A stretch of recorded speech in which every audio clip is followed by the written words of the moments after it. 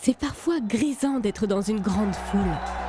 Dans un stade, les acclamations et les gens qui parlent et qui bougent nous donnent l'impression d'être sur une vague qui nous emporte. Il y a quelque chose d'étrange qui se produit parfois dans une foule.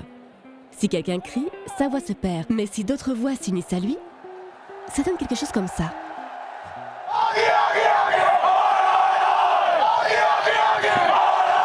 Une foule tout entière participe soudain à ce cri et à la réponse. C'est une étrange expérience de coordination. Ce phénomène de foule en parfaite coordination peut prendre plusieurs formes. Tu reconnais peut-être celle-ci ? En musique, ça s'appelle un appel et une réponse. C'est puissant d'entendre un appel fort et de participer à la réponse tous ensemble à l'unisson. Je m'appelle Matthew Cranley et je suis ingénieur du son. Il n'y a rien de tel que d'entendre ta chanson chantée en retour par 1000, 2000 personnes. Ils te donnent de l'énergie et tu la leur rends. L'appel et la réponse sont courants dans la musique pop. On les retrouve souvent dans les chansons figurant au hit-parade. Cela remonte aux premiers enregistrements musicaux. Et c'était en fait une tradition déjà avant les enregistrements. Aujourd'hui, on les retrouve dans beaucoup de nos musiques contemporaines. L'appel et la réponse ont en fait des racines dans les cultures d'Afrique subsaharienne, où les rassemblements de groupes et les rituels religieux prennent une nature musicale. Ce type de musique s'est ensuite propagé avec les chants des esclaves afro-américains quand ils travaillaient et finalement dans ce que nous connaissons comme le blues, le gospel, le jazz et même le hip-hop. La chanson Lonely Avenue de Ray Charles en est un exemple. En gros, ça donne Now my room has got 2 windows. And then like the crowd's like, but the sunshine never comes through. You know it's always dark and dreary. C'est en quelque sorte une partie que les gens peuvent chanter facilement et c'est génial. Tu sais, on peut tous participer, quel que soit notre talent musical. Oui, je pense que tel que tu le décris, c'est quelque chose qui rassemble les gens. Ça les met sur la même longueur d'onde.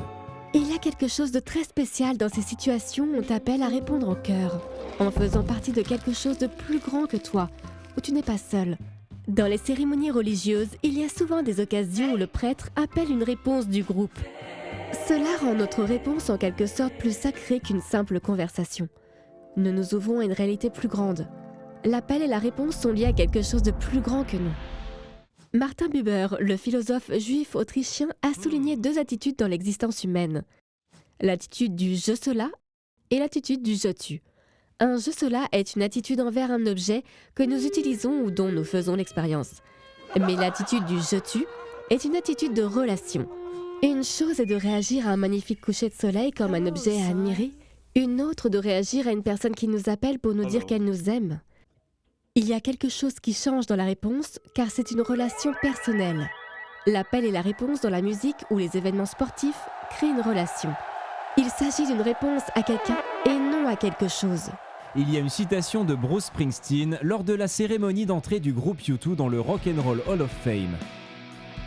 Un grand groupe de rock recherche le même genre de force de combustion que celle qui a provoqué l'expansion de l'univers après le Big Bang. Tu veux que la terre tremble et crache du feu. Tu veux que le ciel s'ouvre et que Dieu apparaisse. Et puis il a fait une pause et il a poursuivi. C'est disproportionné d'en vouloir autant et d'en attendre autant de la musique.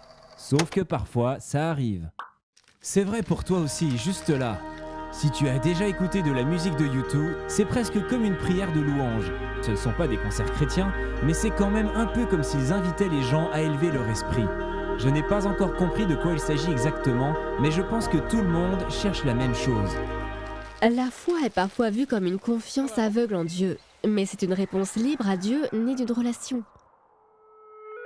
Dans la série Le Monde de Narnia de C.S. Lewis, Aslan le lion représente à la fois Dieu le Père et Jésus-Christ. Dans Le Neveu du magicien, une partie est consacrée à Aslan qui déclenche la création de Narnia par son chant. C'est comme une représentation de la création du monde par Dieu. Dans l'histoire, Aslan commence à chanter. Mais une chanson à qui ? Dans Le Neveu du magicien, le chant d'Aslan provoque 2 réactions différentes. La réaction de ceux qui adorent ce chant et demeurent à l'écoute pour l'éternité, et la réaction de ceux qui ne la supportent pas, qui se cachent ou creusent dans le sol pour fuir. Et si la création, le monde, l'existence n'étaient qu'un chaos aléatoire dénué de sens? Si toute la création était une chanson, un appel à répondre, nous répondrions comment aux chants que nous entendons à travers nos expériences de beauté, de vérité, d'amour, de bonté et de miséricorde? Il y a un appel à une relation plus profonde, et il nous appelle à répondre. Mais répondrons-nous à cet appel ?